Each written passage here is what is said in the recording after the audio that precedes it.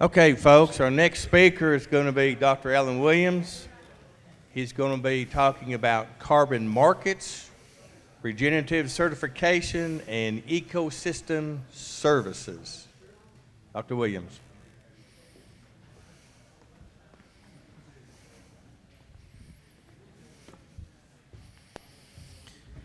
All right, so there's a lot happening out there relative to this, and I know that people hear all kinds of things. So we're going to try to give you sort of the straight story, pros, cons, all of that. What I'm not going to do is tell you what you should do on any of this.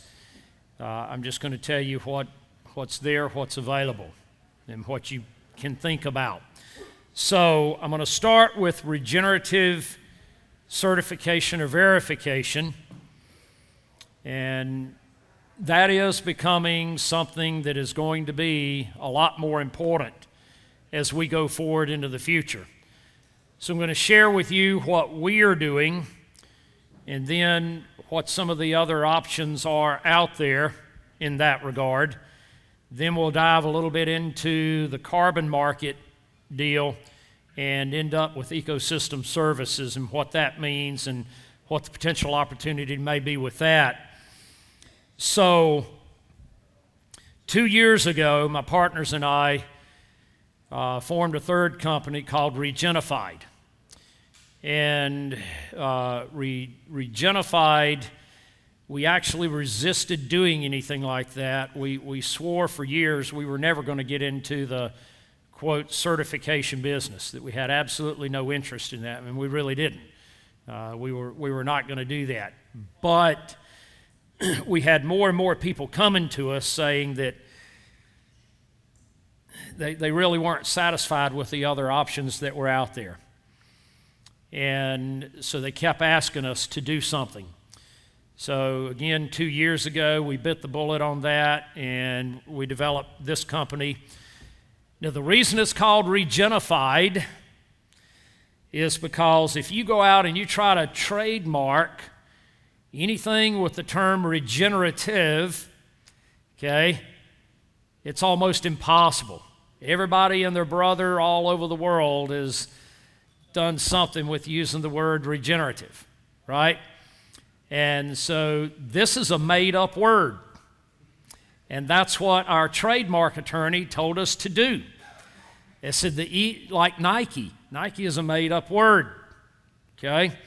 So our trademark attorneys told us to just make up a word, and then it'll be smooth sailing, going through with getting this trademarked and all of that, and you won't have, or at least they can't legally, all these other entities out there try to fight you on it.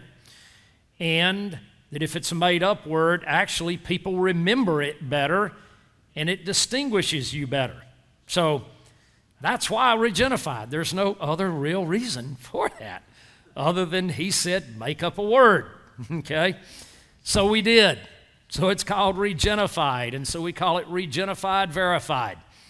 So our whole goal here in doing this was, since we work in the regenerative sector every day, the goal was to make a regenerative verification program that was trustworthy, transparent, scalable, and realistic, okay? So we wanted to make darn sure that we incorporated all four of those things. They were absolutely critical in what we were doing. So in terms of Regenified, basically it is a practice and outcome-based certification program that is beginning to drive the growth of regenerative agriculture and the adoption of certified products. And that is happening. And I'll show you who, some of the people are that are already Regenified, verified, and what's coming down the pike. So this has sort of exploded in just the 2 years that this particular company has been in existence. Now, the other thing that we had to do, because we have Understanding Ag and we have the Soil Health Academy, is that this had to have a distinct firewall between Understanding Ag and the Soil Health Academy. So Regenified has its own, it's a totally separate company, and it has its own staff. We hired a CEO specifically for Regenified, okay? And all of our verifiers cannot work within Understanding Ag or the Soil Health Academy. We can't have that back and forth, okay, because then you start to introduce bias. So we made sure that, we also have a completely separate board of directors for this as well. So we wanted to make sure it was very distinct and not tied in at all with the other two companies. So we did that. But the mission here within Regenified Verified is to transition the ag supply chain to regenerative. That is what we're trying to do by offering the most reliable standards and certification services. And we're doing this across the spectrum of the food and fiber industry. So it's not just for farmers and ranchers, but this is for food companies, fiber companies, branded food programs, processors, and so forth.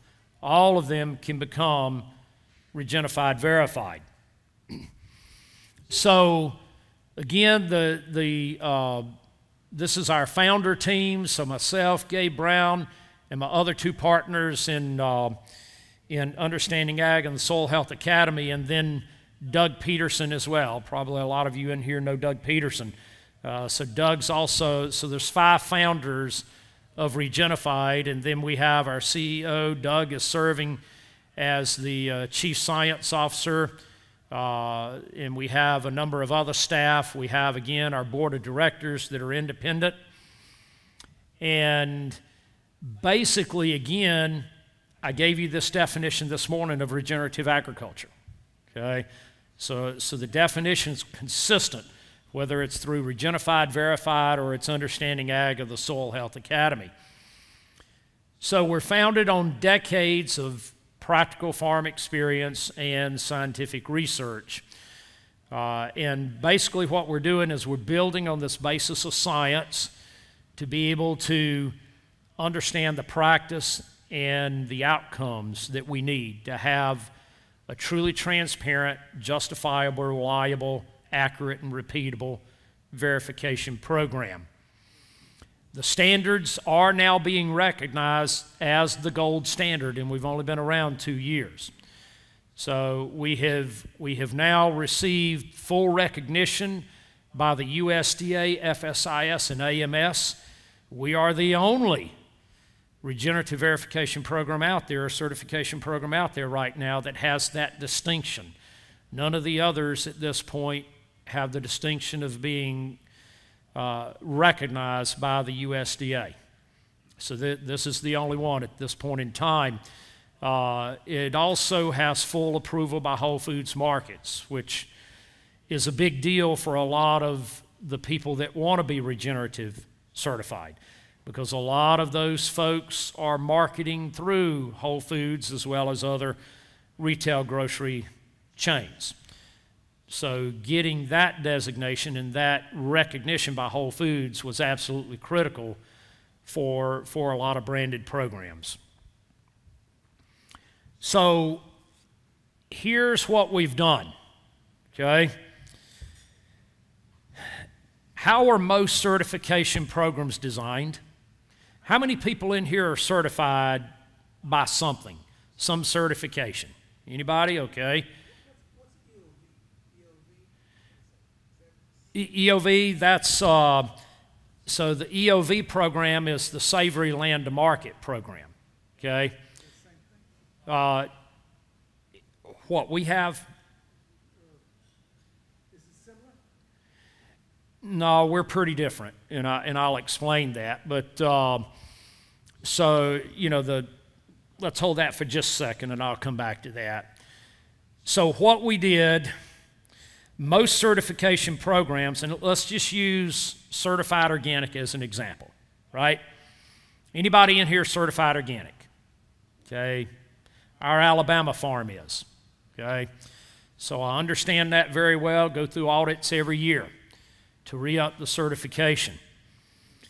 Having gone through quite a few certified organic audits, I can tell you they never ask a single question about regenerative, not a one. I can be wholly non-regenerative and be certified organic. Okay? They are not one and the same, folks, not by any stretch of the imagination. So you can be organic and non-regenerative. I can be regenerative and not certified organic. Or I could be both. I could be regenerative and certified organic. But they do not go hand in hand. Okay? Period. And more consumers are discovering that. And they're discovering that certified organic is not regenerative. And we'll bring that up. There's another program called ROC that we'll bring up in a moment, and talk a little bit about that. But so if you're certified organic, you either are or you're not, right? There's no in between. So, and typically if you're starting off as conventional, what's the minimum amount of time that it takes before you can be certified organic? Okay, typically minimum of 3 years, if you're lucky, right? Minimum of 3 years before you can even begin to whiff being certified organic. The problem is that when you go that route, about 90% of the tools in your toolbox are immediately removed from the toolbox, and then you got 3 years of lost income and struggles and everything else before you can even begin to profit in any shape, form, or fashion from selling a certified organic product or products, right? So that has prevented that from scaling.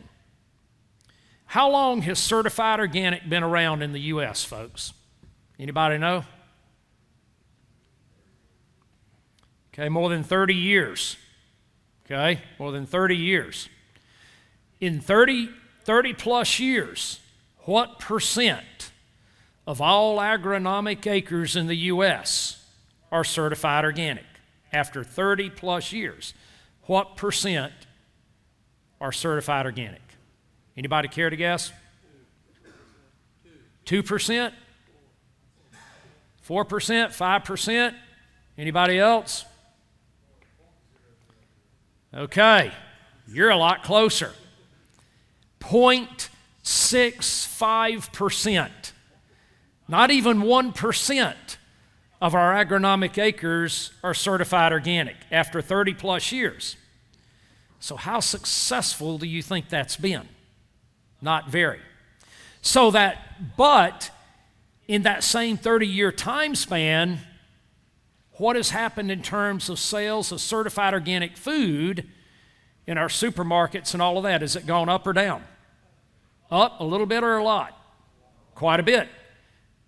Well, then if we haven't expanded our acres, where in the heck is it coming from, folks? Where's it coming from? Other countries. Other countries, okay? So the vast majority of certified organic foods that consumers are buying in the U.S. is not produced in the U.S. And I'll share this one little thing with you. So I shared with you this morning, we had farmers from Bhutan visiting us this weekend, right, at our farm because they wanted to learn about regenerative. Well, do y'all know that 10 or 11 years ago, something like that, the entire country of Bhutan went certified organic. The entire country. They demanded that of all of their farmers, okay, to become certified organic. But these farmers, the Bhutanese farmers that were there at our farm, looked me straight in the eye and said, most farmers use stuff they're not supposed to use, okay? And they told me that straight up. Most are using stuff they're not supposed to use. And yet we are getting that imported certified organic food stuff, okay? So my point is, how much trust is there really there? How much transparency is there really there? And as consumers find out more and more about that, that's going to create a lot of mistrust in the organic sector. Okay? So that's the reality of what's happening. So it wasn't designed for farmers to make the real shift. You either were or you're not, and they're not going to accommodate you hardly in between. Okay? And it wasn't designed to scale. And that's obvious because only 0.65% of all acres are certified organic. Okay? And that frustrates the heck out of food and fiber companies as well as the consumer. So we knew that one of the things we had to build into this certification was scalability. That was absolutely critical. Farmers have to be able to start with wherever they're at, okay, and then move from there. So to do that, we set up a tiered system. Start with tier 1, then go to tier 2, tier 3, and so forth. And so any farmer can begin their regenerative journey and be recognized by Regenified for doing that. But you cannot use the seal. Okay? You are not Regenified verified, but you are recognized that you have begun the journey. You are implementing regenerative practices. That's tier 1.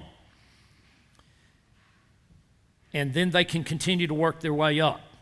Now, the second issue with almost every certification, and again, using certified organic as an example, how many have been on certified organic farms?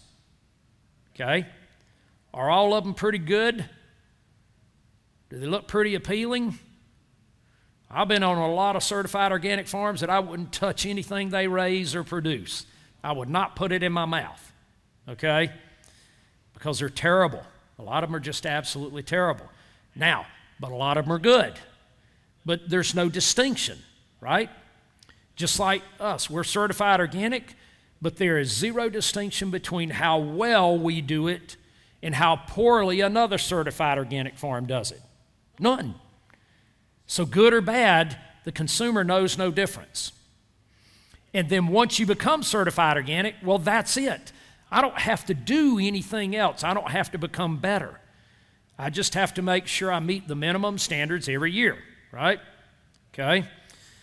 So we said, well, we can't have that. That's not reality. That doesn't work. And that, over time, creates erosion in trust and even in quality of product and everything else. So what we designed in this was that, okay, the tiered system, and you can't park in a tier. So once you get to tier 1, you've got a set amount of time to make it to tier 2. And then once you get to tier 2, you've got a set amount of time to make it to tier 3. That's reality of regenerative. It's always about progressing and getting better and better, right? Not about, well, you got here, so I'm good. Good, all said and done, right? So, again, we wanted to prevent that. So you can't park in a tier. So those are some of the things that we made sure we built in. It is a practice and outcome based. So Savory's Land to Market is 100% outcome based. Okay, that's all it is. So you ask about the distinction there. It's all about outcome based and measuring certain variables, and then you're done. Okay? Now, that has some merit, but it also has some glaring holes in it. So this is both practice and outcome-based in terms of the verification. There are annual field visits and verifications. There are 65 science-based data points that are collected here. 65. So it is the most robust of anything out there in terms of the total number of data points that are collected. And there's lab soil testing, nutrient density testing, those types of things. But then every farm is scored based on adherence and the degree to which they are applying the 6, 3, 4 that I went through this morning. The 6 principles of soil health, the 3 rules of adaptive stewardship and how well they are capturing the 4 ecosystem processes. So every farm is scored on that also. So this is the seal. So once a company or a farm or a ranch or a branded program becomes Regenified verified, then this is the seal that they get to use. And again, we want this to be a mark of confidence, not just for the food company, the farmer and rancher and so forth, but the consumer. We want the consumer to know when that mark is there, they can have complete trust in what's going on and what's happening in the production of that food or that fiber.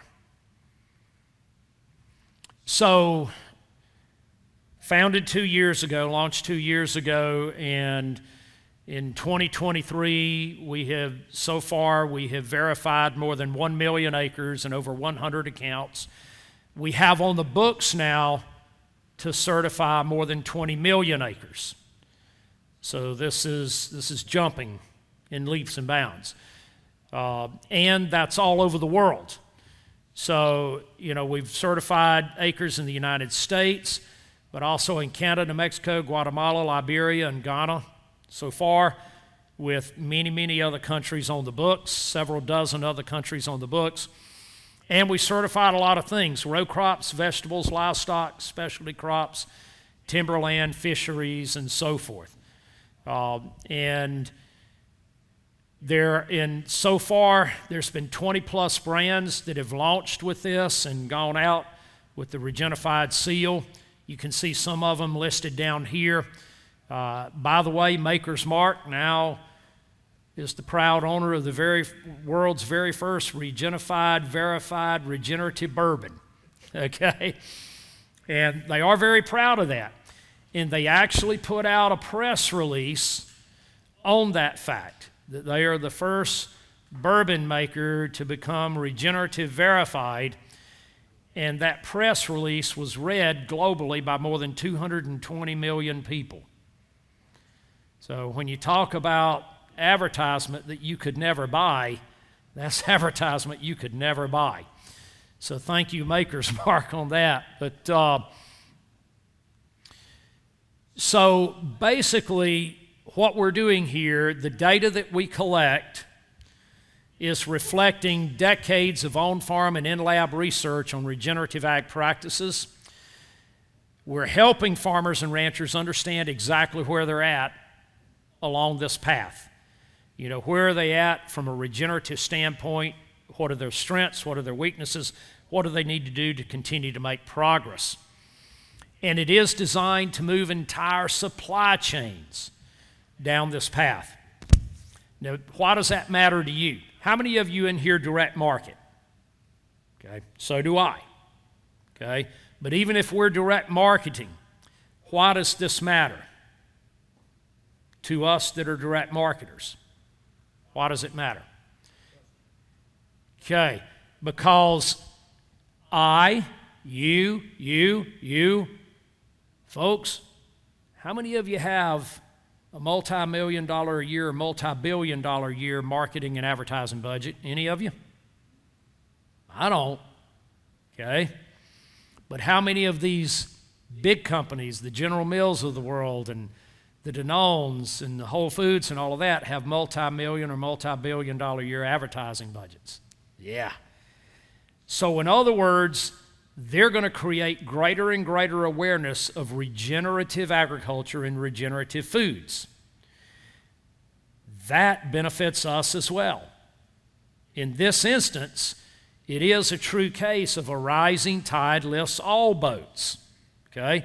So they're going to do a lot of advertising for us. And we get to benefit from that as individual direct marketers. So I don't view that as, oh my gosh, they're a major competitor, I can never compete with them. Oh yeah, I can still beat the socks off of them with my individual customers. Okay? But I'm going to thank them for advertising for me and creating greater consumer awareness, because that's going to help me do my job easier for my individual customers. So, and it represents a way for an entire system to make better decisions about what we grow and consume. Okay, so that's a huge goal of what we're doing. And we'll have consumer-driven financial incentives that are going to help drive this. So we're already making significant inroads with the consumer population with this. And that's just going to help significantly in allowing us to be able to do a lot more direct marketing ourselves so that we can benefit from that. So again, you know, we're not only collecting a lot of hardcore data that's third-party laboratory analyzed, but also, again, scoring them on the 634. And we've already gone through this, so y'all understand what that's about. And again, we're certifying farms, ranches, food and fiber companies, processors, forestry, you know, you name it. And here's the tiered system, okay? And like I said, you can't park in a tier. It is transparent, so everybody knows. This is all on the website. So nothing is hidden from the consumer. The consumer knows. Now, here's the deal with the consumer as well. This is what we have found to be very clear. They're not expecting, let's take General Mills, for instance, or even us as an independent direct marketer. But if we use General Mills, they're not expecting General Mills to say, I can flip a switch and all of a sudden 100% of my oats going into my Cheerios is regeneratively produced. What the consumer readily accepts is if General Mills says, this year, 20% of the oats we're sourcing are being produced by regenerative farmers. And then our goal is by 2030 to have 50%. And our goal by 2040 is to have 100%. The consumer accepts that. They really do. And they'll work with you on that. And these big companies know that. But that also helps us as well as direct marketers. Okay? So the tiered system is a system, as long as it's transparent and everything is published, and it is, then the consumer readily accepts that you're working and you're making continual progress. And they'll buy from you because of that, okay? Because you've made a commitment. So again, we're certifying single ingredients, multi-ingredients, all of those types of things. And in terms of, you know, let's say it's regeneratively produced eggs or broiler or something like that, where you know they're getting supplemental feed stuff. Well, then you've also got to be able to verify what? The feed stuff, which is coming from other farmers, right? It's rare that that's coming from your farm and you're producing all the feedstuffs yourself. So that's got to come from other farmers. So again, we got to have a realistic scale up of that, an ability to do that, and you being able to source that. So we've built that in. And again, all transparent. So this is a quote from Gabe, you know, obviously one of my founding partners, but you know, regenerative agriculture is a renewal of a food and farming system that focuses on the whole chain, from soil health to plant health to animal and human health. The nutrient density of the foods we produce is directly related to the health of the soil. And I think it's tomorrow I'll be presenting on the science behind nutrient density and the real life data, real farm, real ranch data we have been collecting and analyzing dealing with phytonutrient density. That, and you're going to see tomorrow from that, that is absolutely going to be an unbelievable game changer. As this data gets out to the broader consumer population, it's going to create a firestorm, a good firestorm, okay, not a bad one. But it's going to put in a lot of pressure on a lot of food companies to step up to the plate. Because the consumers are going to say, wow, you mean I can really have a food that's like this? I want that. Give that to me. Now, I will tell you, and Gabe's done it, I've done it, and several other of our clients have done it that participated in this research. But I can tell you, we have been using the research results from our farm on this phytonutrient data and present it to presented it to all of our customers and prospective customers, 100% of them, not 98, not 99%, 100% of them have gone, wow, this is good stuff. Are you kidding me? I never knew this. And again, tomorrow I'll show you that data. So we have had 100% acceptance and buy-in. And immediately they're saying, yeah, we do want to buy from you. If it's got this, we want it. Okay, so it's that powerful. Tomorrow, I'm also, how often, if you're direct marketing, do you hear the argument, I can't afford that regenerative stuff? Do you hear it? Okay. Tomorrow, I'm also going to present data to you that clearly shows, and this is, you can present this back to your customer, and we do, that clearly shows you can't afford not to buy this. And by the way, it doesn't cost anywhere near as much on a per pound basis as a lot of the junk food you're already buying. And that's reality. See, most foods are purchased by the consumer by the package, not by the pound. And when you actually put it on an apples-to-apples basis, every food you buy priced on a per pound basis, you all of a sudden go, my God, how much did I pay for that bag of potato chips per pound? I could have bought filet mignon. Okay? It's that distinct. I'm going to give you that data. Okay? And that'll empower you to talk to your customer base. So what are the benefits to all of the stakeholders? Now, I'm not going to go through all of this, but you can see it here, and we're happy to share these slides with you. But it benefits everybody. You know, it benefits the environment, the consumer, the retailer, brands, CPGs, farmers, ranchers, and so forth. So it benefits everybody all up and down the supply chain. And here's some of the soil tests that we do. So we're very, very robust in the soil testing here. The Haney test, the PLFA test. The PLFA is a pure 100% biological test, soil biology test. We do a total carbon with a bulk density, aggregate stability, water holding capacity, so all of that. And then in-field evaluations include the Jornada soil stability tests, single ring infiltrometer, but we also do a dual head infiltrometer, which is highly, highly accurate. So the single ring gives us sort of a, you know, that broad range, Greg, right? You've done them. But the Saturo dual head gives us what it is, because that's put in and resident for a while. Okay? We do line point intercepts, soil aroma score, penetrometer test, shovel test, and also health of the livestock, you know, those types of things. All of that's built into this as well. So again, if you want to know more about this, you can go to Regenified.com.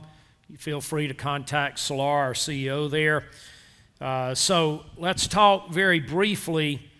So your other options out there right now, what are they? What are some of the other options? Anybody know? So there is Savory's Land to Market program, which is the EOV. Okay, and that is outcome-based only, so you don't have all of these other parameters added in, and it's not a tiered program. Okay, so there's some good things about it, but there's also the big glaring holes that exist in it. There is the ROC. What is ROC? Okay, well, it's Regenerative Organic Certified, but yes, Rodale and Patagonia basically spearheaded that. But what's the two big glaring issues with ROC? What are they? The what? Okay, first of all, you got to be certified organic before you can even consider being ROC, right? And if there's only 0.65% of all agronomic acres certified organic, less than 10% of those are going to qualify for ROC. So what kind of scale do you think is available there? None, nada. It's meaningless, okay, in terms of the broader consumer population. But what is the other? They've painted themselves in a big corner here with it. And what is that? Because for 3 decades, the consumer has been told what? Certified organic is the epitome. Now they're trying to tell the consumer, well, no, we're backing up. Certified organic's good, but regenerative organic certified is even better. That confuses the consumer. So wait a minute, time out. You've been telling me to buy certified organic, now you're telling me I got to buy regenerative organic. I'm confused, and they are. The consumer is confused by that. So that's another one out there. Another one is called the SAI or SAI platform. And the SAI, anybody familiar with that one at all? It was developed under the guidelines of Cargill and a number of other major food companies, okay, and funded by them, okay? So that should tell you a little bit. But it is a farmer self-certification. It's a survey program only. And the farmer is sent this survey, and they fill it out and send it back in to say whether they're regenerative or not, based on their response to a survey. How many of you are farmers in here? How many farmers may fill out every survey 100% truthfully? Okay, right? So those are the 3 biggies that are out there, or considered the biggies, okay? So there you go. There's your options right now as they stand. All right. Any questions about that? Any questions about regenerative verification? What's the main purpose of it getting certified? Okay, so the main purpose is, again, like if I'm direct marketing, it allows me to be able to tell my customer, to show them that I really am doing this, and I've got a third party verifying that I'm doing this, and I'm not just telling you that, okay? But the major movement right now, frankly, is not with, and we're not even going after tons of individual farms and ranches, okay?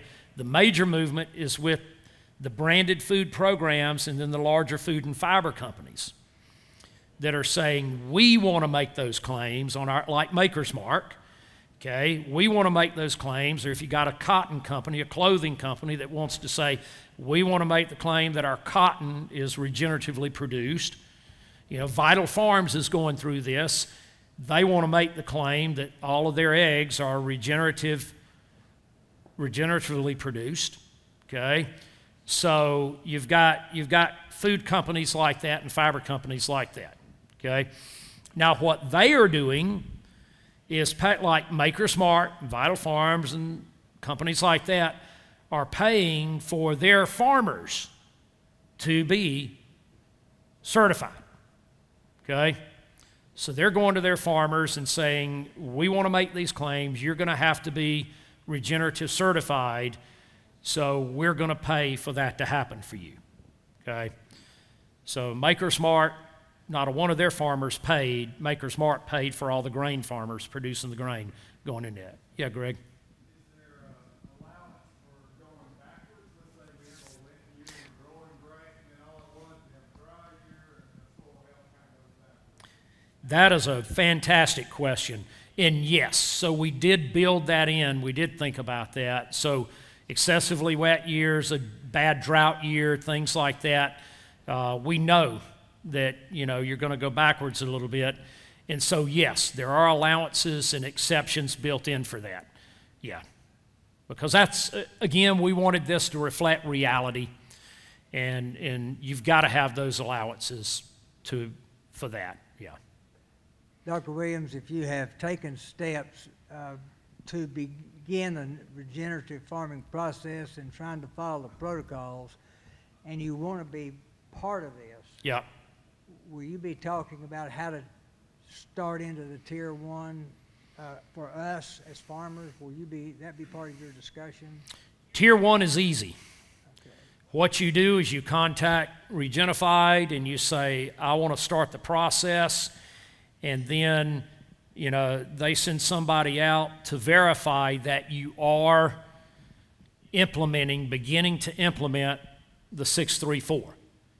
And then you get a scorecard, so to speak, of where you're at that point in time, and that lets you know. So in other words, they may come out, you know, and do that initial verification and say, hey, John Abe, you're already at tier 2, right? Or they may say, no, you're tier 1, and here's what you got to do to take the next step to get to tier 2. And if they say you're tier 2 or tier 3, then they'll tell you, here's what you got to do to get to tier 3 or tier 4. Okay? So you're given, that's another weakness with some of these other programs, is a lot of times the farmers themselves are not actually getting the data and not given an explanation of the data. Here you own the data. You own all the data, okay, as the individual farmer and rancher, and you are given a complete and total explanation of what the data means and how to use that data to be able to move forward, okay? Yeah. So, yes? So you kind of mentioned on the larger food companies, Yeah. the farmers didn't have to pay, but for the direct-to-consumer folks, what kind of a cost is associated with that? Yeah, so that's a very good question, and so again, that is calculated by two primary things. It's calculated by the size of your farm, the total number of acres that need to be verified, because that's also going to dictate, you know, how many samples have to be taken. You know, biodiversity measurements are made, like diversity of plant species, beneficial insects, birds, that kind of thing. And then also by how many enterprises do you have on your farm. Okay, so if you're just beef, for instance, or just dairy, then that's one thing. But if you're like a lot of us in the room, you know, and, well, I got beef, I got pastured pork, pastured poultry, pastured eggs, sheep, goats, whatever, right? Then in that case, you know, you've got to get all of that encompassed if you want all of that to be included in the verification. So it is very much an individualized, and so what Regenified will do is you'll be given a quote, you know, of the cost. So you'll know up front, and you can either say yes or no, you know, at this time. But you will get a quote once they gather context. So this is individual farm context driven, even in terms of pricing it out. And then is that an annual fee, or is it just added? Yeah, so the verifications are annual, but that's also important to, you know, move you up into the next tier and the next tier. Yeah. Alan, Yes. and as you know, the organic market, that took a while. Yes, took sir. a while to get that to Yep. take hold. Primarily driven, I think, by a couple of factors, but one was certainly the cost premium associated with Right. that. And then since it had now begun to take hold, now there has developed this sense of mistrust, mainly because the implementation standards are very muddy as Yeah. it relates to organic. Yeah. And the fact that we don't do a lot of it in the U.S., and how do we control what's happening in foreign markets, really? How do we know what's going on there? So the Regenified story is so much more powerful. Yeah. The challenge, though, how are you going to control the narrative to deal with that issue you brought up just a little bit ago, confusion? Because what I would think is I would want to make sure that organic was not equal to Regenified, that they're so dramatically different that they need to be consistently differentiated. Yes. What's the thinking around how Yeah. to control that narrative in a market where the competitors have $1 billion, billion-dollar marketing budgets? So that is very directly to the point here. I appreciate you asking that, because that is something we've thought on very long and hard about. That also, so in terms of our board of directors, we have selected people that are on the board of directors that have a lot of power, pull a lot of strings, okay, and can help in that regard. But the other is it the people that have already, either already like Maker's Mark, but we've got other major companies that are doing this.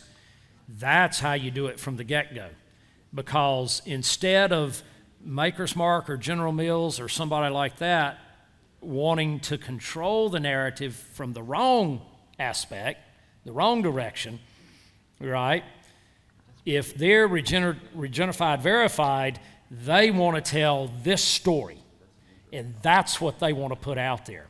So we attack this very strategically from that angle, because if we had started with just individual farmers and ranchers, we would be very susceptible to that, very susceptible.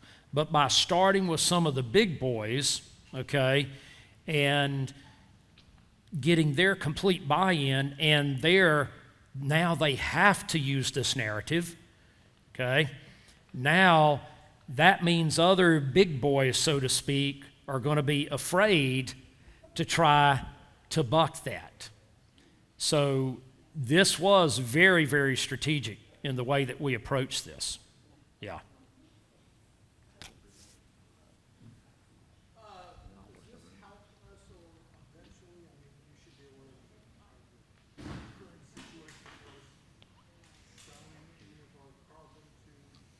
Okay.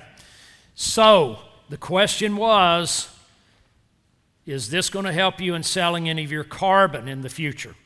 Now, I'm getting ready to go into that, and pros and cons and pitfalls and all of that, okay? But is Regenified a carbon company? No, no, no. Okay? No. So that is not what Regenified is about, and Regenified is not going to sell carbon. I'll just tell you that right off the bat. And when I get into this part, I'm going to explain why that is the case. Okay? But your carbon is being measured. Okay? Your carbon is being measured, as well as all those other 65 data points. All right? But we're not going to become a carbon company.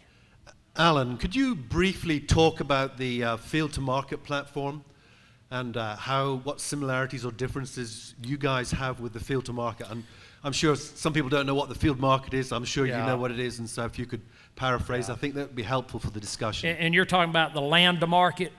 Well, the field-to-market, this is a group, the Washington. Oh yeah. They've got this field print platform. It's all about sustainability. Yeah. They're funded by major food industries, et cetera, et cetera. Yes.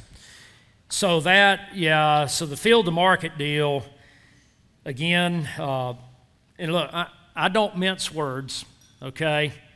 It's a feel-good program. That's what it is. It is a easy-in greenwashing program. I'm just going to, again, I'm not going to mince words. I've looked at it, examined it, up and down, back and forth, and that's exactly what it is. It is again, very easy entry, and there's no robustness to it at all. It is, again, one of those survey-type based deals, and you're trusting every individual farmer to be 100% truthful or even know whether they're being. See, that's the other thing.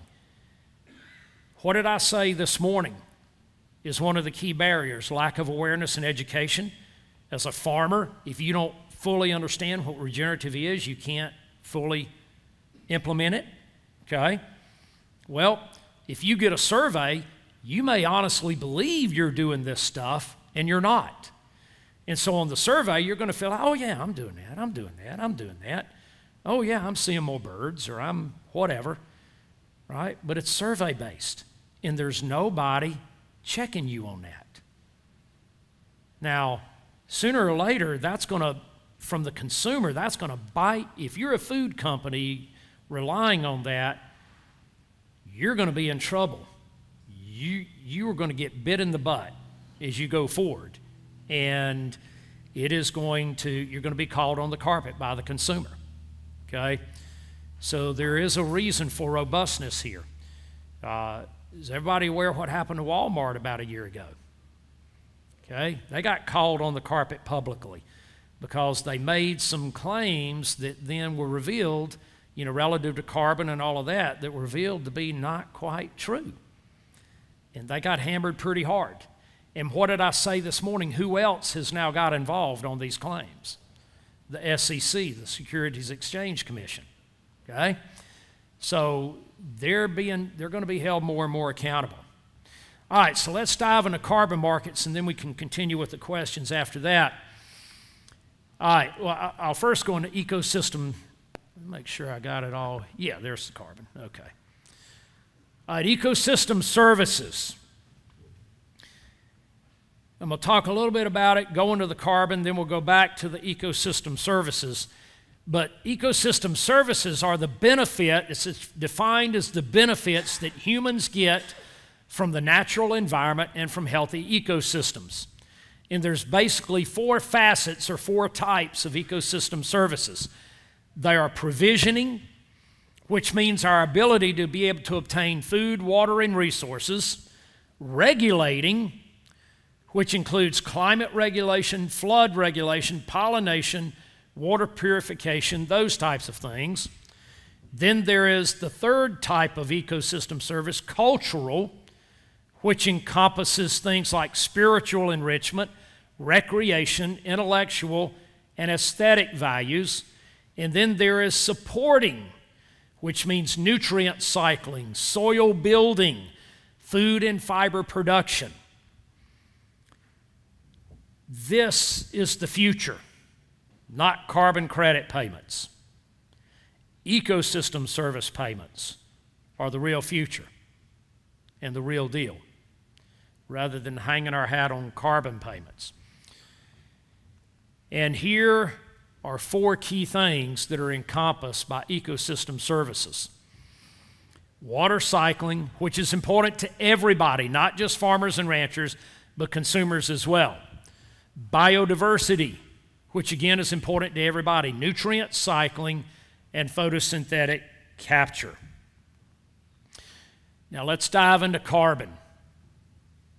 Now, this is the wild, wild west all over again, this whole carbon market. There's no global regulation of any kind. There is no accurate, repeatable, and truly reliable way to measure all your carbon in your soil. It does not exist, regardless of what any carbon marketer is telling you. We have examined every single methodology out there, and not a one of them even comes close to measuring all your carbon.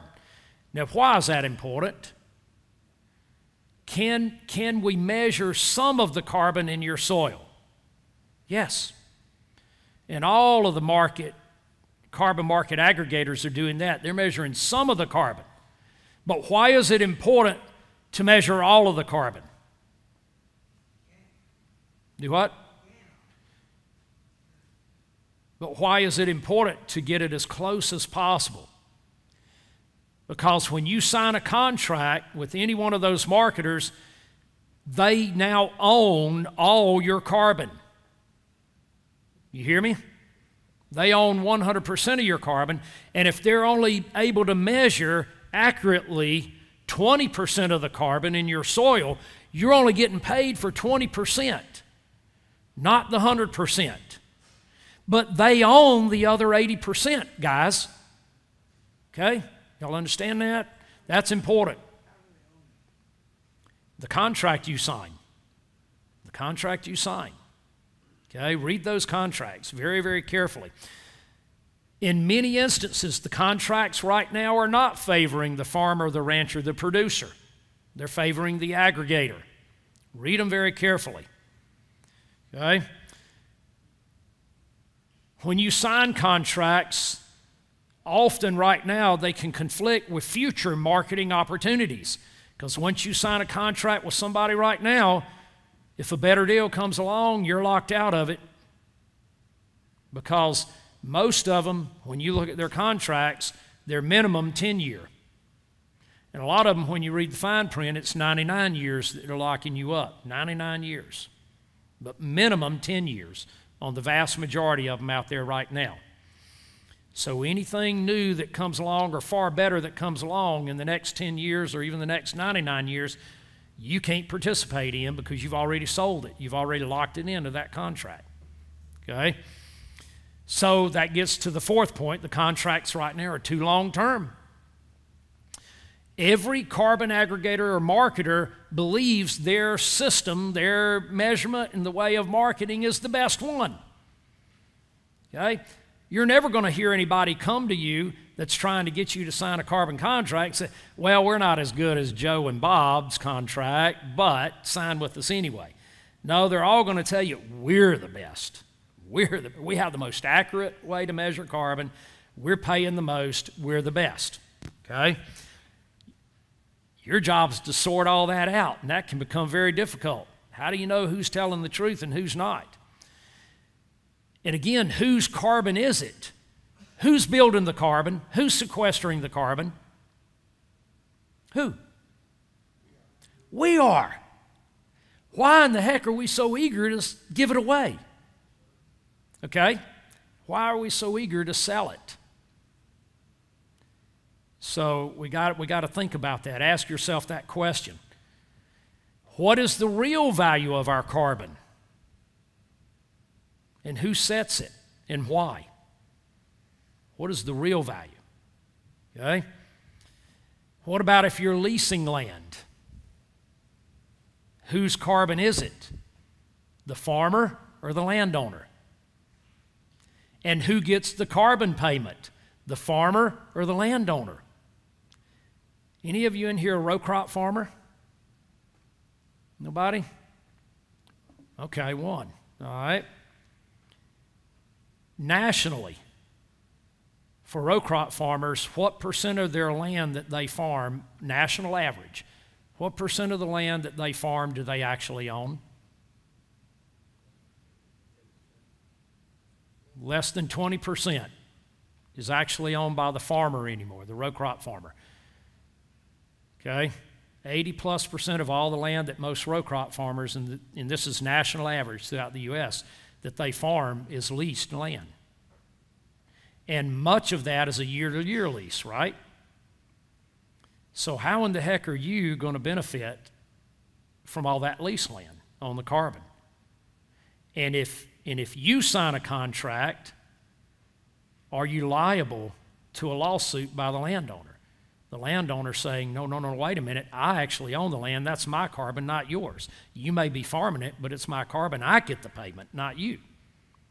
Or the landowner may say, well, he signed a contract getting $20 an acre in carbon payments annually, so I'm just going to up the rent by $20 an acre annually. See what I'm saying? Okay, so all of that's got to be considered. And again, current and future lawsuits, who's liable? Because there is no current accurate measure of carbon in the soil, but companies are actively buying carbon credits. When they find out that some of these marketers can't really back up all the carbon that they sold because the measurement methods aren't all that accurate, those companies these are billion-dollar companies, they're going to start filing lawsuits. And do you think in naming names in the lawsuit, they're going to stop with the marketer? No. Every one of you that signed a contract, is also, you as the farmer are also going to be named in the lawsuit, and you're going to have to legally defend yourself. Okay? So you got to think about that. What about double dipping? Double dipping. You know, so you signed a contract with the independent carbon marketing company, then Let's say Tyson comes along and says, hey guys, I'll pay you another $50 a head on your beef calves, if I can claim your carbon. You can't double dip legally, okay? So if you've already signed a contract, Tyson can't pay you the extra $50 per head for that carbon, and they're not going to, okay? They're going to ask you, do you have a current contract with anybody else? So you can't double dip. And here's the reality. The packers, the processors, food and fiber companies, again, they know they can't achieve their ESG goals on their own, so they want to do it off of our backs, okay? So they want to claim our carbon. So there's a whole bunch of things intertwined here, folks. So what I'm not telling you, some of you may have already signed a carbon contract in here. I hope you read all the fine print, and I hope you had your attorney review it before you signed it, okay, and give their thumbs up. If you haven't signed a carbon contract, I'm not going to tell you whether to do it or not. They're your farms. That's your choice. But what I am going to tell you, please, please consider everything I just listed here and read the contract carefully, and then absolutely have your attorney read it before you sign it, okay? And I'd even have my CPA read it before I signed it, all right? So don't just do it just because. And realize all the ramifications, okay? All the ramifications that potentially could occur, from preventing you from capturing future premiums, to potential lawsuits, to being charged with double dipping, to a whole host of things, okay? So be very, very careful in that regard. This is not an easy thing to navigate through, folks, and it is why we review these companies literally every week of the year. We have them coming to us because they want our farmers and they want our acres. We get at least 2 or 3 carbon marketers contacting us every single week, and they want our whole list of farmers, and we are never going to give that out, ever. We don't do that, okay? But we review them thoroughly, and again, I have not signed a contract. Gabe has not signed a contract. No one within Understanding Ag on our individual farms has signed a carbon contract. And there's a reason for that, okay? There's a reason for that. I'm not saying some of these are not legitimate and they're not trying to do their very best, but what I am saying, these are the things you need to consider, folks, okay, and the things that you need to be aware of. Ecosystem, sir, what's the average payment out there right now, folks, per acre, per annum, that is being promised and that is actually being paid by people that are getting paid? What's the average? 10 to 20 bucks per acre. I don't know about you, but 10 to 20 acres doesn't, 10 to 20 bucks per acre doesn't move my needle at all. That doesn't even come close to making or breaking me. And if $10 to $20 an acre does come close to making or breaking you, you've got other problems, bigger problems besides trying to sell your carbon that you need to rectify, okay? So another $10 to $20 an acre per annum, if that saves you, you're already in trouble financially. Yes, sir. So they're buying what's in there now. What if you add more to it? Okay. Here's the other issues, okay? So I have spent years building carbon. Russ, you spent years building carbon. Greg, you spent years building carbon. That doesn't count. That doesn't count. The carbon I've already built, I cannot get paid for right now. I can't get paid for it because they're going to come baseline you from where you are right now, and you can only get paid for additional carbon that you build. That's it, okay? So I've got a lot more carbon than my neighbors do, but my neighbors would benefit far more than I would if they signed a carbon contract, okay? Now, how fair is that? you got to buy a brand new beat up place. Or Greg's got to go take a tractor and a disc and disc his whole farm up and wreck it, you know, and get rid of his current carbon and then start all over again, get baselined after all of that. But here's the other deal, guys. Read the fine print. A lot of times they'll give you upfront payments and all of that, and then you're supposed to guarantee that you're sequestering so much carbon every year, and they're selling credits based on that. Then what happens if they come back and measure you and you didn't do that? And the added carbon is not there. Then what happens? In many of the contracts, you then owe the carbon company. You then owe them, plus the cost of all their testing. That's why I say read the contract really well, all the fine print, okay, to know what you really, really are signing up for, okay? So that's a good question, but yeah. Any other questions on this? What are we anticipating in terms of, now I said ecosystem service payments are really where it's going to be at, and that's where everything is moving towards. What do you think is the projected range for those payments? What are the main three? Can you go back to that slide? Yes, thank you. Yep. So in other words, you got to verify that you're doing these things, okay, to get paid for ecosystem service credits. But the estimated payments for that right now are between $100 and $200 an acre annually. So what activities does that involve? Okay, so that involves basically, honestly, everything that I presented under the regenerative verification deal. Okay, you've got to show that you're building soil, and prove that you're building the biology of the soil, the organic matter of the soil, the aggregation of the soil, the water infiltration capacity of the soil, that you are adhering to the 6 principles and the 3 rules, that you are improving your capture of the 4 ecosystem processes. That's what entails all of this. The other is just simply a sheer measure of carbon only, and that's all. So if you have a farmer ranch and worked on it, like Russ here, is it only what you do better after you hit the baseline, or if you already have one? Okay, so in this, the way this is going to be based is on the averages of everything around you, okay? The averages of everything around you. So if you're already better, you can immediately start receiving payments for that delta, okay? Unlike the carbon market, where again, you know, they could easily do that for the carbon market, but they're not.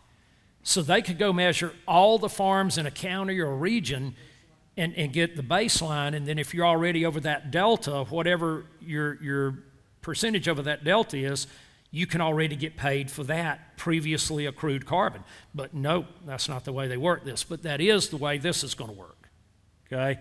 And again, this is far more powerful to all those companies out there that have to meet those ESG guidelines and all that. This is far, far more powerful and robust. And that's why it's going to move in this direction, not the carbon direction. And again, that's why you can get paid a whole lot more. Okay, so it's the major companies and all of that. Yeah. In other words, and again, folks, let's just be flat honest here. They don't really want to have to change much of what they're doing, okay? It means they'll still be riding our backs, right?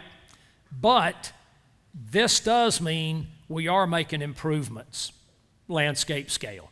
So I'll take that. I'll take that. You know, I can't change the major companies, but by golly, if we can change the landscape, then we are making things for everybody, better for everybody. And I can live with that. So other questions? I know this is a tough subject, folks. Yeah. What Regenified is doing, what I'm concerned about is who's the regulator, where's the regulations at, and Yep. So this is why, again, because of what you have to meet here, the SEC is that's really a good thing that the SEC is getting involved, and that's not the Southeastern Conference, okay? So the Securities Exchange Commission. But this is why the SEC has to get involved, and they are involved. They're going to make sure this is robust, because these companies are now making these claims which affects stockholders and stock value, right, going forward. So that very much is the territory of the SEC.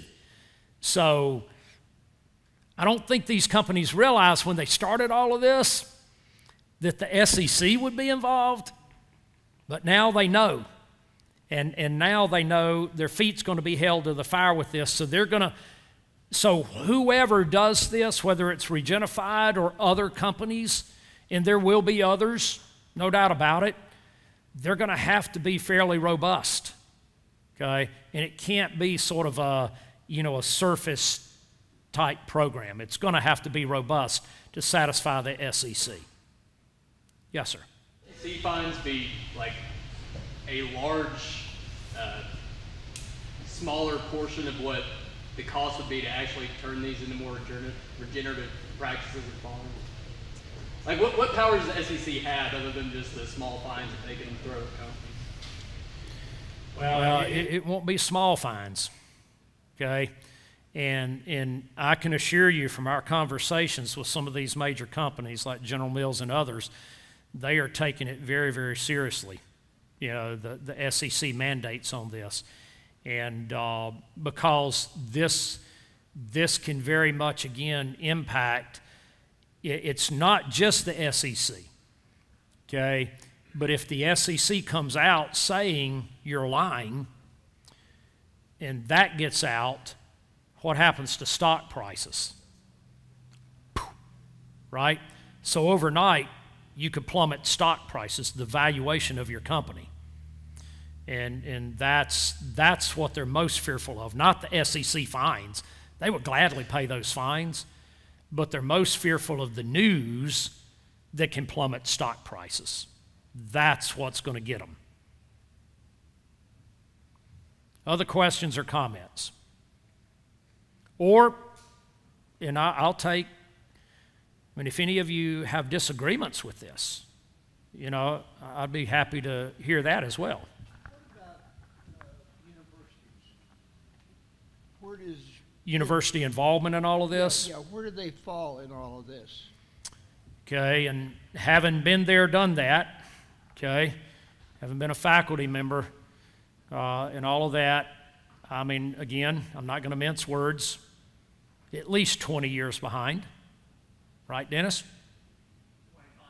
Yeah, see, he thinks it's further. I can't disagree. I was sort of giving him half credit, okay? But minimum 20 years behind, okay? And they don't understand this. This is the other problem, Russ, is that, and this is why the universities are way behind in the regenerative research, okay?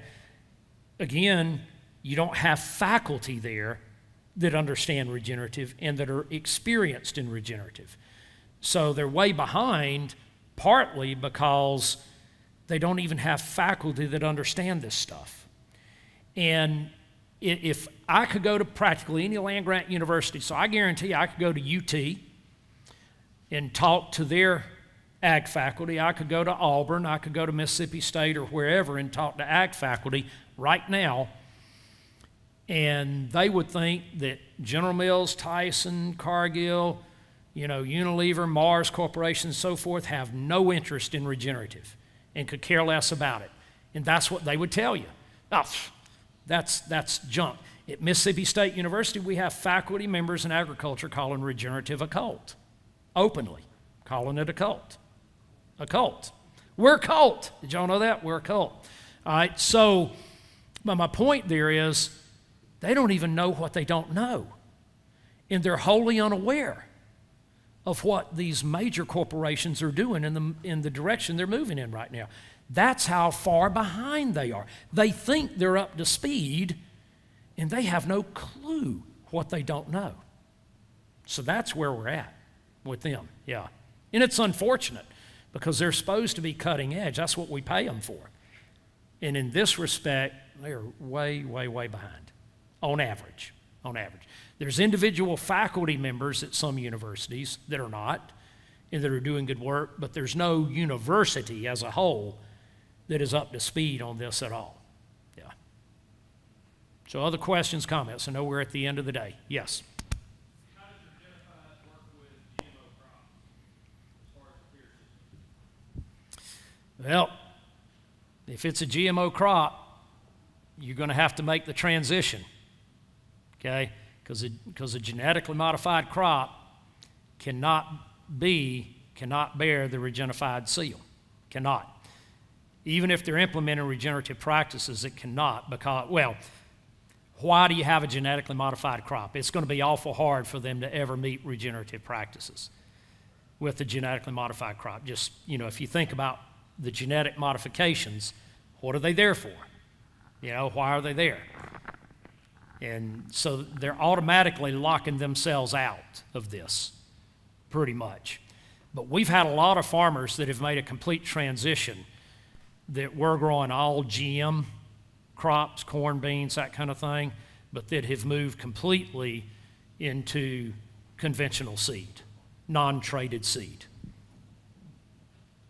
So you said something about your feed being a certain percentage, and I'm just Yep. thinking, you know, I have non-GMO chicken feed for my Right. hens and broilers. How, or are we going to be able to go to our same sources for that, for being Regenified, or is there going to be, we're going to have to search out somebody who's producing certified feed again in order to use that? How does that Yeah, work? so, and that's a real good question, and that's why you're allowed to scale into it. And you got to meet a certain percentage that is from farmers that are regenerative certified by a certain point, and then that percentage has to keep increasing, right? But it allows you to be able to go ahead and start that process and even be verified as a tier 2 or tier 3. But then it does mean that you've either got to go to your supplier and say, if I'm going to keep buying from you, you need to get verified, you know, or I'm going to have to start looking for another source. I've got 3 years to find another source. So that's built into there because that's reality. That's the world we live in right now, and you can't just all of a sudden switch your feed supplier and so forth. You got to continue to be able to do business. But that is exactly why it was built in to be tiered and scalable, so that it reflects the reality of the ag world we live in today. Will there be on the website, these are sources where you can get this? Are you gonna Yes, absolutely. So as all of these sources come online and so forth, then yes, all of that will be very prominent on the website so that you can find that and know who is doing that. So yes, yeah. In being Regenified, verified, is there any pesticides, insecticides, herbicides allowed? Okay, so the short answer is yes, because it's scaling, okay, and it's tiered. So yes, and again, that reflects the reality of the world today, right? You can't overnight, if you've been relying on that or you've been using a lot of synthetic fertility, you can't overnight stop it or you're going to have an absolute train wreck, right? And that's not reality in the world.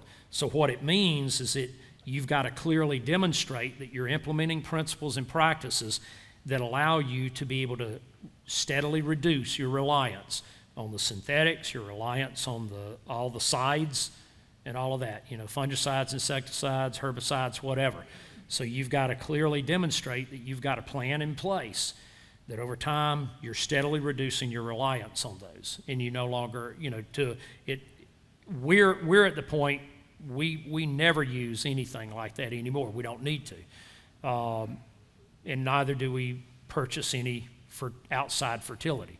We don't need to do that. So our farms are clearly a demonstration that you can get to the point where none of that is needed. And you can do very well in your production. Gabe's the same way. Gabe hasn't used any of that since 2007 on his farm. Russ, are you using anything at all? Yep. So, again, a lot of this is once we wean ourselves off, it becomes not even necessary anymore. But that is built in so that if you do have a reliance on that right now, you can start to scale down and work your way up through the tiers. Yeah. Yeah, I think learning how to manage things properly, knowledge is key. Learn how to manage it properly to where you don't need those things would be key. Right. But in other words, to have the stamp, Regenified, verified, if I'm saying that properly, but you would have to wean yourself completely off those things to be fully, I guess it would be tier 5. To be tier 5. Yeah. To be tier 5. But you can use the seal at tier 2. Oh, okay. But you're identified as tier 2. Okay? So it is transparent to everybody, food companies, consumers, everybody. It's transparent. Okay? But you're identified as, you're Regenified verified, but you're at tier 2. And then everybody knows that you've got X amount of time to get to tier 3, then to tier 4, then to tier 5. Okay, I was thinking maybe you had to be to tier 5 before you could actually have the stamp. No. Not a, okay. That wouldn't work either, because then everybody's having to wait too long, and the food companies and fiber companies are having to wait too long before they can make any claims at all, right? So again, what we have found is that the consumer is very accepting of, we're at 20% right now, or wherever, but the system is designed so that you can't park there. You must continue, you got to go to 30%, 40%, 50% and on up. Yeah. Thank you. Yes, sir. Any other questions, comments? Yes, sir. So this is a processor question. So if I'm a beef operation and I'm raising beef to sell to the consumer, are there any certification requirements on the processor end? So if I'm working with a processor, does the processor have certain things they're responsible for me to keep my my certification? Well, for you to be able to continue to move up, the short answer would be yes, and predominantly that would be added ingredients, okay? So if your processor is adding like nitrates or nitrites to your bacon or to your sausages or whatever, that would have to cease over time, okay? That would have to stop, and you would have to go to natural preservatives or no preservatives. Okay, so yes, or they can't use if there's any fillers used in anything that the processor is producing for you, then it's got to be regeneratively produced, whatever it may be. Okay. What about handling requirements? Well, handling is that's already covered through HACCP, SSOP, and everything else that the processor has to abide by if it's USDA processing. So that's already all covered, and you're covered by that as well. So there's no need for us to delve into that and to add something additional to that, and we're not going to. Right. Yes, sir. So can you have an animal fall out of the protocol and raise that different so it not under the certification? Okay, can you what now? Can you have an animal get sick and you got a doctor and you got to give it some hormone antibiotics or whatever? So, and a large part of that actually, Tim, depends on some of the current claims you're making. Do you have any USDA approved label claims?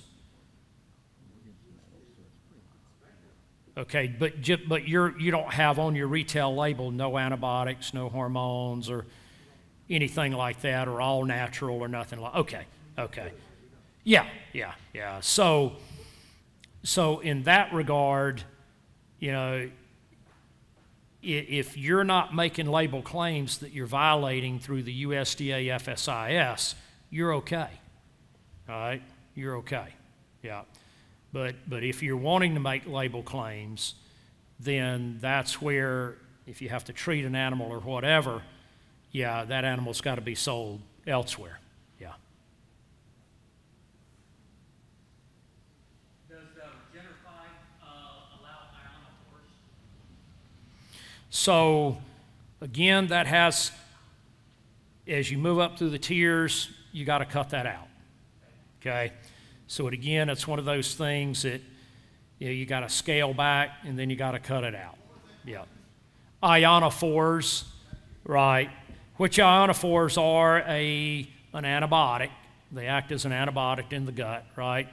So, and so that would mean a fed or administered antibiotic. Yeah.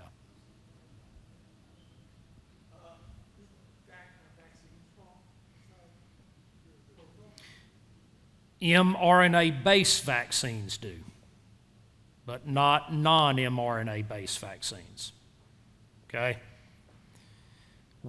That's a major issue right now for direct marketers. mRNA-based vaccines.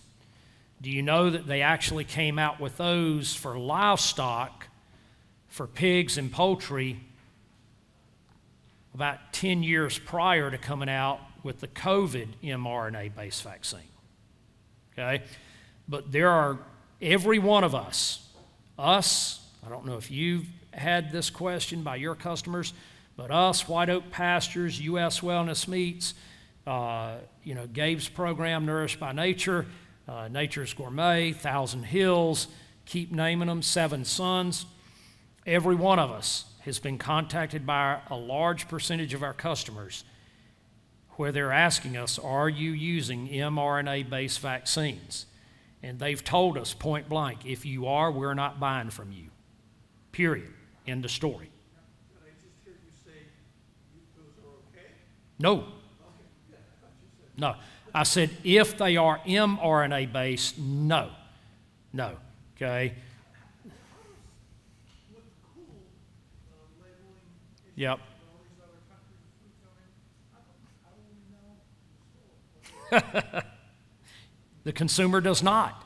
So his question was, with lack of country of origin labeling and all of that, how does the consumer know what they're getting? The answer is they have no clue. They have no clue. That's great for us, and that's one of the reasons our customers buy from us, okay? So, but I will share this with you in case you did not know. The Product of USA label, is everybody familiar with that? That was allowed to be put on meat? So any meat imported from another country could immediately be labeled for sale in the U.S. with a Product of USA claim. Did y'all know that? That's been going on for years. Now, if you're a consumer, what are you automatically assuming when you see Product of USA? Okay, born, bred, raised, harvested in the USA, right? But no, it's been legal for years. If it's imported from Australia, Paraguay, China, whatever, you can put a Product of USA label on it. Well, that finally, in 2023, this year, was repealed. Okay, and starting in 24, it hadn't gone into effect yet because they were giving the packers some time. But starting in 24, legally, they no longer can do that. If it's an imported product, they can no longer put Product of USA on it. Yes, yes. That's a huge deal. That's a huge step forward. That's a victory for all of us. Any other questions? All right. Thank y'all. Y'all have a great evening. Thank you.